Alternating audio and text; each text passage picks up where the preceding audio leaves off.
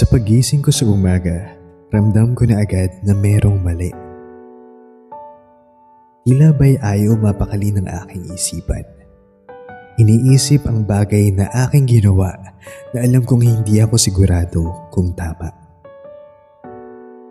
Ngunit aanhin ko ang kasiguraduhan kung ito naman ang nagpapasaya sa puso kong matagal nang nakakulong sa kalungkutan. Ay oo nga pala, araw na pala para maglaba.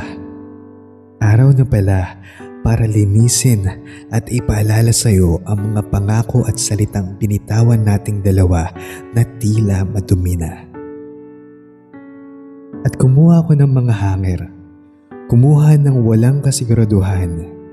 Hindi ko na pinilang o ano pa. Nakinig lamang ako sa aking nararamdaman na nagsasabing, yan na.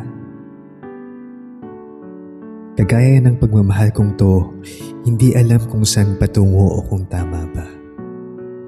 Tama lang ba yung mga hanger na aking kinuha?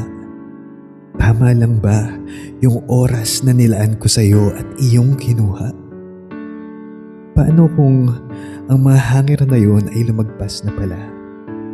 Paano kung ang pag-iibigan nating dalawa ay ubos na pala? Ang mga hanger ko bang dala-dala ay kulang pa? O ang pagmamahal na ito'y sadyang kulang pa? At dahan-dahan ko nang sinampay ang mga ngiting suot natin na mga panahong tayo'y masaya. Sa pamamagitan ng hanger na ito, kumakapit ang mga alaala nating nagiging malabo na. Ang pag-ibig nating dalawa ay ganito na ba talaga? Kumakapit na lamang sa isang maliit na bagay na alam natin pareho. Ilang timbang na lang ng away at sakit ay mababali na. Naway ang mga hanger na ito'y magsilbing tanda ng ating pagsasama. Ang mga hanger na kung saan nakabitay ang mga mabibigat na pangakong nabasa ng luha nating dalawa. Mabuti pa ang hanger, diba?